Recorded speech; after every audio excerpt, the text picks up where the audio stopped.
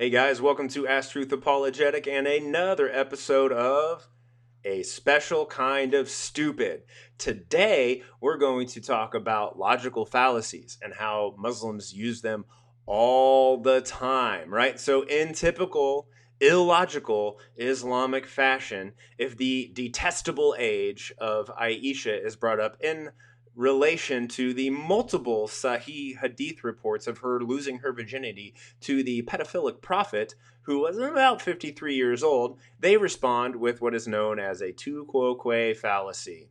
What's a tu quoque fallacy, you might ask? Well, I'm glad that you asked. Tu quoque is essentially a logical fallacy that states that if it's okay for me, and it's okay for you, right? So basically, what they're going to try to do is they're going to try to say that, well, you might find it detestable that Muhammad, the best of mankind, married Aisha when she was 6 years old and consummated the marriage when she was 9.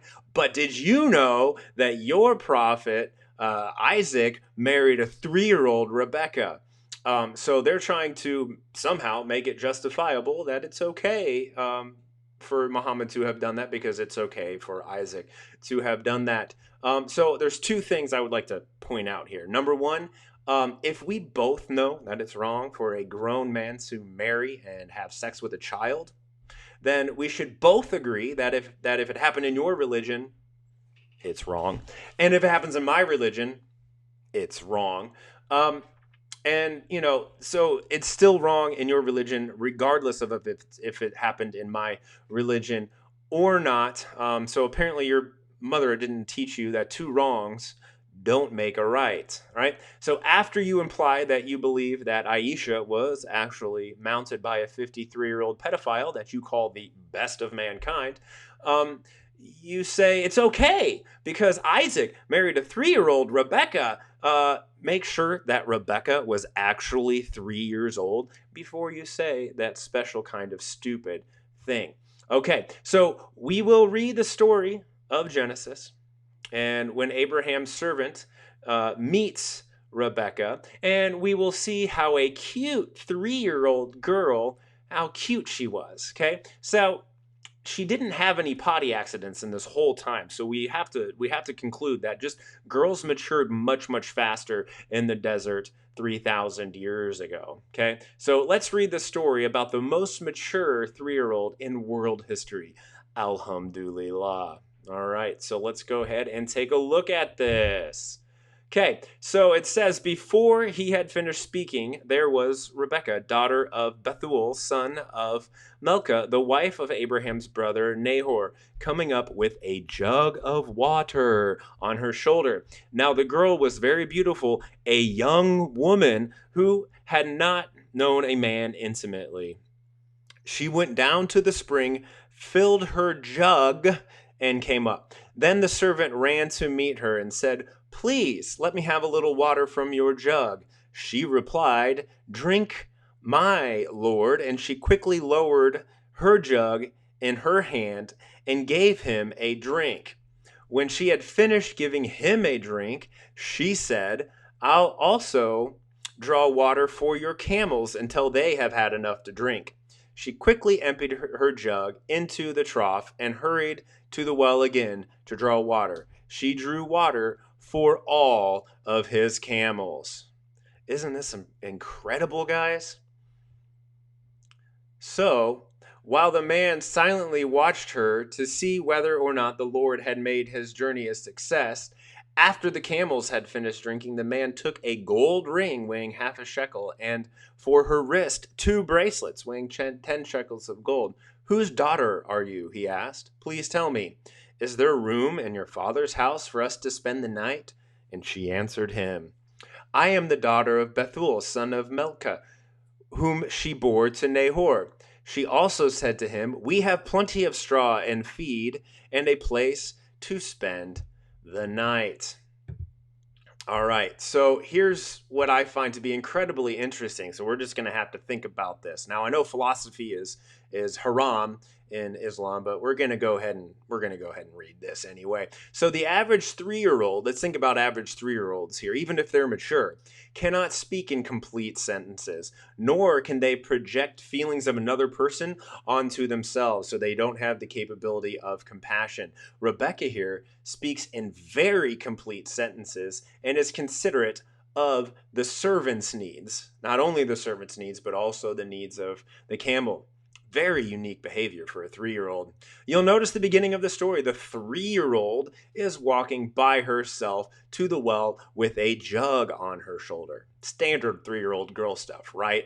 Walking in the desert alone to a well. Nothing bad could ever possibly happen to a 3-year-old girl doing that. The average 3-year-old weighs about 25 to 30 pounds, and this little tank could carry a jug of full water on her shoulder. Super impressive.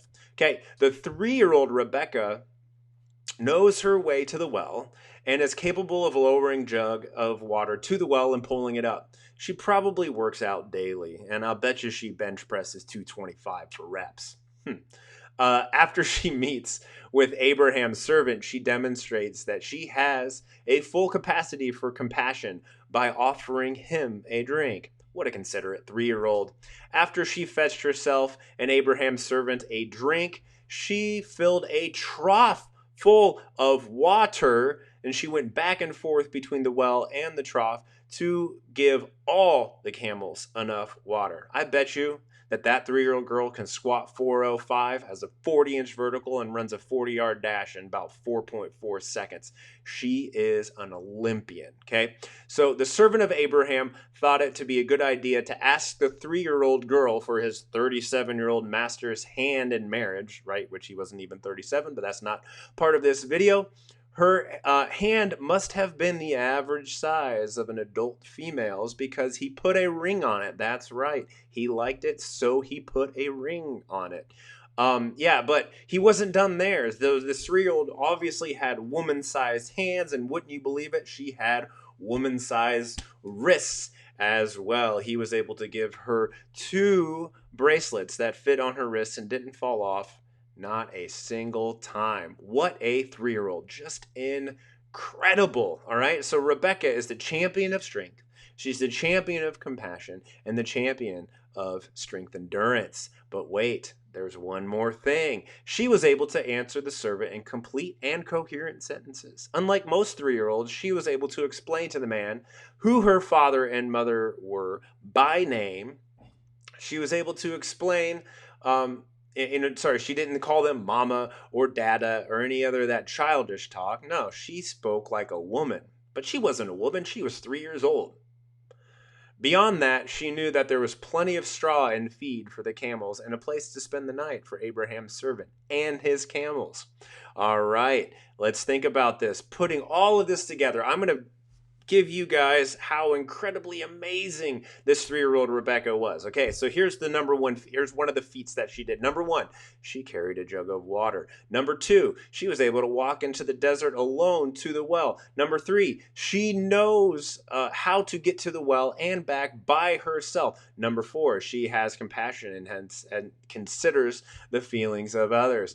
Number 5, she was able to fetch a trough full of water from the well to feed to the camels. She had hands and wrists large enough for standard rings and bracelets to fit. She spoke in complete and considerate sentences. She had specific knowledge about her family, like the names of her father and mother, and she had specific knowledge about how much feed and straw there was and if there was room for them to stay. If I didn't know any better, I would think that Rebecca was older than 3 years old. But what do I know? According to YouTube Muslims, I have to abandon my own logic and rational thinking for a very convoluted and non-biblical resource that some sketchy math equation makes up to say that Rebecca was probably, most likely, based on this math equation from this sketchy source, 3 years old. Now, I need to remember to trust resources that are not even 1% as well attested to as the more reliable resource, which is the Bible. Let's not read that. So why would I trust a convoluted story from an outside and unreliable source, you ask? Well, it's because If I do that, I would be an utter and complete moron who lacks the most basic ability for rational and logic thought. I have been brainwashed, if I'm this type of person, into believing that the sun set into a muddy spring of water, and that bedtime story about seven people who fell asleep in a cave for 300 years is true. And I believe that science, can confirm that nothing can make water impure, and that if you dump your fly into your soup, it's cool because on one wing is the disease, and on the other wing is the cure. And I also trust a prophet who said that eating 7 ajwa dates will prevent you from magic, perhaps done by Jews, or poison, even though that false prophet was actually killed by a Jew who gave him poison. So I don't really trust like these reliable sources. I like to go with the standard Muslim narrative that says all of those things because I mean, who needs to use your brain? Allah knows best, right? So I trust a religion that believes all those things, right? But I actually don't, right? So here's the religion that I would trust. I would trust the religion, not the religion that says you can't think for yourself and only Allah and his apostle know best, because that's called brainwashing. I would follow a religion where their founder said, ask, and it will be given to you, seek, and you will find, knock, and the door will be open for you. Because if there is a true God in the heaven, for everyone who asks, receives. And for the one who seeks, they find. And the one who knocks, it will be opened to him. Right? So, on a serious note, who seeks the truth here? Is it the one who claims Rebecca was 3 years old, or the one who believes that when they read the story in the Bible, it describes her as much older than 3 years old, right? So remember, for those who truly ask, seek, and knock, they will find the answers. And the answer is Jesus, because Jesus is the way, the truth, and the life. Thank you guys so much for watching, and always remember, Jesus loves you.